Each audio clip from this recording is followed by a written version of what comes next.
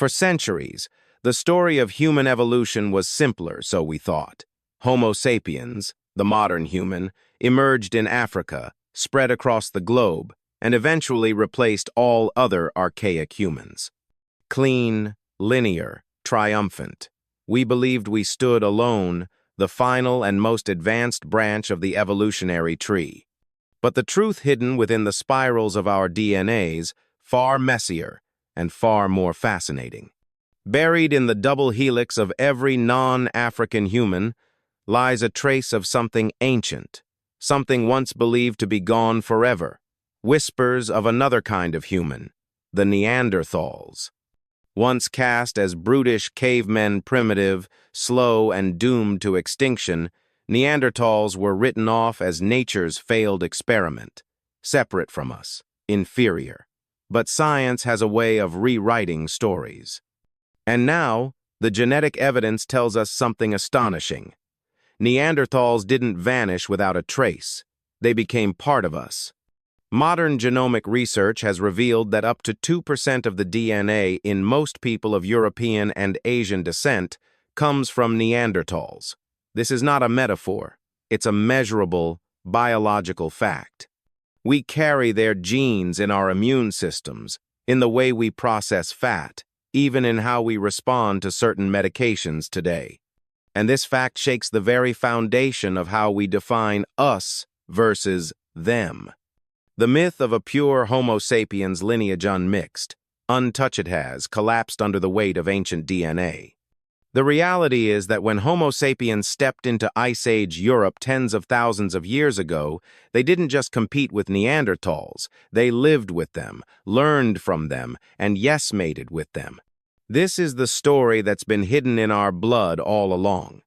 A story not of domination, but of contact. Not of extinction alone, but of interbreeding, absorption, and genetic inheritance. This is the real tale of what happened when Homo sapiens met Neanderthal sand, how their legacy still echoes in every breath we take. For much of the 20th century, the dominant view of human evolution was elegantly simplistic, as it turns out, profoundly incomplete. Known as the out-of-Africa theory, it proposed that Homo sapiens emerged in Africa roughly 300,000 years ago and eventually spread across the globe, replacing all other archaic human species like Homo erectus, Denisovans, and Neanderthals. According to this view, we didn't mingle, we conquered. Homo sapiens were believed to be a genetically isolated pure species superior in intelligence, technology, and adaptability. But science rarely stands still, and in the past 2 decades, revolutionary advances in genetic sequencing have forced us to rethink nearly everything. From the soil of ancient caves to the calcified remains of bones buried for tens of thousands of years, scientists began extracting fragments of ancient DNA molecular time capsules preserved in teeth, in bones, in the dust of prehistory. What they found wasn't just unexpected, it was world-shattering. Neanderthal DNA was not confined to fossils, it was living within us. Studies revealed that people of European and Asian descent carry between 1% and 2% Neanderthal DNA in their genomes. This was not an anomaly, it was a signature, a legacy of ancient encounters that could no longer be denied. These findings proved, beyond reasonable doubt, that interbreeding between Homo sapiens and Neanderthals occurred not just once, but multiple times, in different regions. And yet, there's a haunting irony. Not long after these encounters, Neanderthals vanished. Their disappearance followed Homo sapiens' arrival into Europe like a long, fading shadow. It raises a question that scientists and philosophers alike still grapple with. Was this true replacement? Or was it something more nuanced, slow absorption, a merging of bloodlines, a quiet fading rather than a violent end? What we thought was a tale of extinction is now a story of interwoven destiny of 2 species, meeting not just in conflict, but in connection. And the truth? It's far more complex than we ever imagined. Imagine this. The entire Neanderthal species, every man, woman, and child, could have fit inside a single sports stadium. At their peak, scientists estimate there were no more than 70,000 Neanderthals living on Earth at any given time. That's not a continent, it's a crowd, and not a very big one. While Homo sapiens eventually grew into millions across multiple continents, the Neanderthals remained few and fragmented. They lived in small, isolated groups scattered throughout Ice Age, Europe, and parts of Western Asia tribes, often numbering in the dozens, sometimes only a handful. These weren't cities. These were survival units clinging to life in a world that rarely showed mercy. The frigid climates of the Pleistocene tested every living thing, and Neanderthals faced it head-on with remarkable endurance. But biology is ruthless in its mathematics. In populations so small, even the slightest imbalance in birth and death rates, just a few too many children not surviving, a few too many hunters lost in accidents or disease can tip a species into terminal decline. This is what scientists call the extinction vortex, a feedback loop where a small population becomes even smaller, more vulnerable to inbreeding, less genetically diverse, and increasingly unable to recover from shocks, be they environmental, social, or biological. And Neanderthals were likely caught in that very spiral. They may not have vanished because they were weak or unintelligent. They may have vanished because, statistically, they were always living on the edge.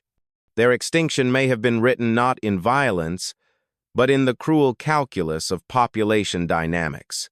So the question becomes more tragic and more profound, not simply, why did they disappear, but rather, could they have ever survived at all?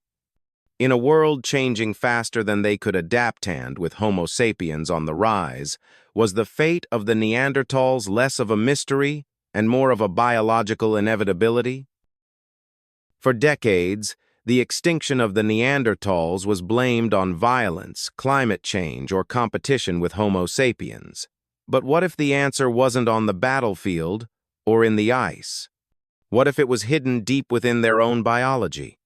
A new hypothesis has emerged from the cutting edge of paleogenetics, and it's as subtle as it is devastating. It suggests that the slow decline of the Neanderthals may have been driven not by conquest, but by compromised reproduction. Some researchers now believe that Neanderthal females may have had significantly lower fertility than their Homo sapiens counterparts, especially at younger ages. Their reproductive window might have started later or been shorter. In a species already numbering so few, even a modest drop in fertility could have tragic consequences over generations. But even more intriguing and more troubling is what may have happened when Homo sapiens and Neanderthals did interbreed. Hybrid children were born. That much is certain. We see the genetic footprints today. But mounting evidence suggests that many of the male offspring, those born of mixed Neanderthal and Homo sapiens parents, may have been sterile. Like mules, the hybrids of horses and donkeys, they were unable to reproduce. Their genetic legacy stopped with them. This would have created an evolutionary bottleneck. Only female hybrids could have passed Neanderthal DNA forward. And that's exactly what we see today. Scattered fragments of Neanderthal genetic code in modern humans, primarily in non-reproductive regions of the genome, and often inherited through the maternal line. This silent failure of the male lineage may explain why Neanderthal DNA didn't flood into the Homo sapiens gene pool. It trickled in through narrow genetic doorways preserved only by chance and only through women. If true, this paints a haunting picture, not of a species wiped out in war, but of one whose bloodlines quietly failed to reproduce. A genetic vanishing act, not because of who they were, but because of what their DNA wouldn't allow. One of the most telling clues in the search for our ancient origins lies in the tiniest of places, within a single strand of DNA passed exclusively from father to son, the Y chromosome. For decades, geneticists have scoured modern human genomes, looking for any trace of Neanderthal Y DNA, kind that would have been carried by males and passed down across generations. But what they found was silence, not a whisper, not a fragment. The Neanderthal Y chromosome, it seems, has vanished entirely from modern humanity. This absence isn't just surprising, it's evolutionary thunder. It strongly supports the theory that male hybrids, those born from the union of Homo sapiens and Neanderthals, were often infertile, unable to reproduce. Genetic dead ends. It's a phenomenon not unfamiliar in nature. When two species diverge just enough to create offspring, but not enough to ensure those offspring are fertile, nature draws a hard line. Think of mules, the offspring of horses and donkeys, strong, capable, but always sterile. The Neanderthal-human hybrids may have followed the same rule, born of two close species, but reproductively broken. This genetic roadblock explains a great deal. It shows us why, despite clear evidence of interbreeding, the influence of Neanderthals in modern humans remains minimal. Their DNA is there, yes, but scattered, diluted, and most often inherited through maternal lines. In other words, the Neanderthal legacy lives on but only in half shadows. We carry pieces of them in our immune systems, our skin, our metabolism. But the line of Neanderthal fathers ended long ago. Their voice in our genetic chorus is quiet because it was silenced through male sterility. This, then, is not a mystery solved by fossil bones or ancient weapons, but by the elegant language of base pairs. In a single chromosome missing from our ancestry, we find the hidden boundary between two species zone that mingled, merged, and then faded. If hybrid males, those born of Neanderthal and Homo sapiens parents, were sterile, does that mean they were evolutionary failures? Nature might say yes, but culture tells another story. Sterility meant they couldn't pass on their genes, but genes aren't the only way humans shape the future. These hybrid individuals may have stood at the very crossroads of two species, biologically unique, physically distinct, possibly different in voice, strength, or even emotional expression. And yet, they walked the same landscapes, hunted the same mammoths, slept beneath the same stars. They couldn't create lineages, but they could forge connections. Perhaps they became scouts bridging the gaps between human and Neanderthal tribes. Perhaps they learned to interpret two cultures, two ways of thinking.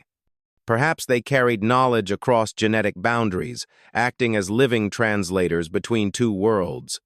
They may have hunted with Homo sapiens while remembering the ways of their Neanderthal kin. They may have taught younger generations how to track, to build shelters, to read the wind. They may have been storytellers woven into the fabric of early human society, respected not for what they could pass down biologically, but for what they preserved intellectually and spiritually.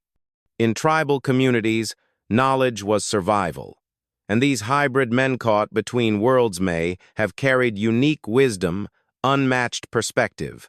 They were not broken links. They were bridges. This silent dead end of inheritance doesn't erase them. It reframes them.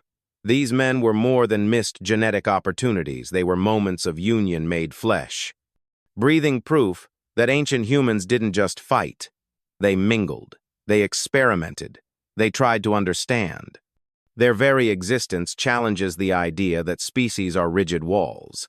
Instead, they suggest something more human. That even tens of thousands of years ago, we were already exploring not just new lands but new forms of identity. In a way, these sterile hybrids may have played one of the most profound roles of all, serving as living reminders that contact not conquestus, what reshaped the future of human evolution. As the Ice Age tightened its grip on Europe, the Neanderthals retreated slowly, stubbornly, and silently into the northern shadows of the continent. Archaeological evidence suggests that in their final millennia, they concentrated in what is now northern Germany and across parts of western Eurasia, clinging to the last fragments of their once vast territory. Between 60,000 and 43,000 years ago, they reached their peak population, if one can call it that.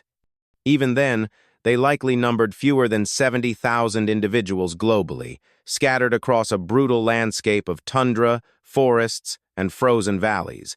But for a time, they held on. They built tools, hunted game, and carried with them a culture forged in cold and survival. And then Homo sapiens arrived. With smaller bodies, broader diets, and sharper tools, our ancestors moved fast. They brought not just weapons, but cooperation, larger social networks, division of labor, and the ability to innovate in the face of changing conditions. They made fishhooks, tailored clothing, and shared information between tribes. They weren't just adapted to their environment, they could adapt their environment to them. To the Neanderthals, this may have been an overwhelming tide. Their groups were more isolated, their innovations slower to spread, their social circles tighter and more fragmented. In a harsh Ice Age world, those disadvantages were not minor, they were fatal. Climate shifts didn't help. The cold grew colder, the prey grew scarcer, and every setback, disease, starvation, injury hit harder when you had fewer people to begin with. It wasn't war. It wasn't plague. It wasn't one catastrophic event. It was erosion. The gradual wearing down of a population hemmed in by environment, outpaced by a more socially dynamic rival, and weakened by time itself. Because in evolution, survival isn't always about strength or size. It's about flexibility, about changing when the world demands it. And in that silent contest between resilience and reinvention, Homo sapiens bent where Neanderthals broke. Homo sapiens didn't conquer the world with brute strength alone, they brought something far more powerful, adaptability fueled by culture. They weren't just better hunters or stronger warriors, they were better communicators, better problem solvers, better at living together. Their communities were woven with symbolic language, shared belief systems, and stories passed from firelight to firelight. They painted visions on cave walls. They buried their dead with ritual. They crafted tools not only for survival but for expression. And they ate almost everything. Unlike Neanderthals, who relied heavily on large game and high-protein diets, Homo sapiens embraced variety. They gathered plants, fished rivers, roasted roots. Their culinary flexibility became a survival strategion that let them endure when meat ran scarce or seasons turned harsh. They built language networks not just to shout orders, but to share ideas across generations. They organized into larger groups, formed alliances, and traded knowledge across vast landscapes. They could coordinate hunts, plan migrations, and teach abstract concepts. In short, they could scale civilization before civilization even had a name. Neanderthals, for all their strengths, were built differently. Literally, their bodies were stockier, with powerful limbs designed for cold weather. Their eyes were larger, perhaps suited for twilight hunting or reading shadows in dense forests. Their noses, broader and more pronounced, helped warm frozen air. They were tough, no doubt, survivors of brutal climates and scarred terrain. But in a changing world, toughness isn't enough. Because evolution doesn't hand out trophies for whose strongest, it favors those who adapt. And Homo sapiens? They adapted everything. Their tools, their food, their ideas, themselves. The hidden history of human evolution isn't one of domination. It's the story of transformation, of a species that could reinvent its behavior faster than the world could break it. In the long game of survival, change is the ultimate advantage. And Homo sapiens mastered it. For generations, Neanderthals were dismissed as primitive brutes, half-human shadows wandering the frozen forests of prehistory. They were caricatured as knuckle-dragging savages doomed to extinction, lacking the spark of modern intelligence. But the deeper we dig into the archaeological record, the more that myth crumbles. Far from being mindless, Neanderthals were capable of deep, symbolic thought. They buried their dead sometimes with flowers, sometimes with red ochre pigments, gestures that suggest mourning, memory, and maybe even spiritual belief. They crafted necklaces and ornaments from eagle talons, objects with no practical purpose beyond decoration. That's art. That's identity. And in the darkness of caves, Neanderthals painted, With ochre and charcoal, they left mark symbols, handprints, perhaps Storian stone walls that still echo with the mystery of their minds. These aren't the actions of beasts. They're the rituals of beings who dreamed, who remembered, who imagined things that were not. Even their tools' complex stone blades, spears, scrapers show a sophisticated understanding of materials and design. There is growing evidence that Neanderthals had the capacity for spoken language, too maybe not as fluid or abstract as ours, but communication that could pass knowledge, emotion, and warning from one generation to the next. Their brains, after all, were as large as ours, in some cases larger. So perhaps the greatest secret of Neanderthal DNA isn't just that we interbred with them, but that we understood them. That when our ancestors met Neanderthals, they didn't see monsters. They saw echoes of themselves. Fellow humans different, yes, but not alien, not other. Maybe they shared stories under the stars. Maybe they grieved the same losses. Maybe, for a brief moment in deep time, two kinds of humans looked into each other's eye sand, saw something undeniably familiar. Not competition, but kinship. And perhaps, in that recognition, our evolutionary story truly began to shift from species divided to humanity shared. In the end, the story of human evolution isn't as clean as we once thought. It isn't a straight line. It's not Homo sapiens replacing everything that came before. It's not one species ascending while the others vanish into dust. It's messier, more beautiful, more human. Modern science, genetics, archaeology, anthropology has begun to challenge the very definition of what it means to be a species. Traditionally, species were defined by reproductive isolation. If two groups couldn't produce fertile offspring, they were considered separate. But what if they could? What if Homo sapiens and Neanderthals weren't separate species at all? If they lived together, created children, especially fertile daughter sand, passed on knowledge, rituals, and ways of life, then perhaps the wall that once divided us was never really there. They made tools like ours. They shared caves with us. They possibly even buried their dead beside ours. They sang the same survival songs in different tongues. They weren't just our neighbors in geography, they were kin in biology and perhaps in soul. And yet, textbooks long insisted that they were them and we were us, that Neanderthals were a side path, a failed branch, extinct. But look closer. We see their influence not just in fossils, but in our very bodies, in our immune systems, primed by Neanderthal adaptations to ancient pathogens, in the way some of us store fat, feel pain, metabolize starches, or even breathe at high altitudes. These are not Homo sapiens traits alone. They are inherited gifts from our distant Neanderthal ancestors, encoded in our DNA like whispers from the deep past. To define a species by bones alone is to ignore the living story unfolding inside every cell. It's to miss the way culture, reproduction, and memory cross invisible borders. It's to deny the full, tangled legacy of who we are. Because the truth is, Neanderthals never truly disappeared.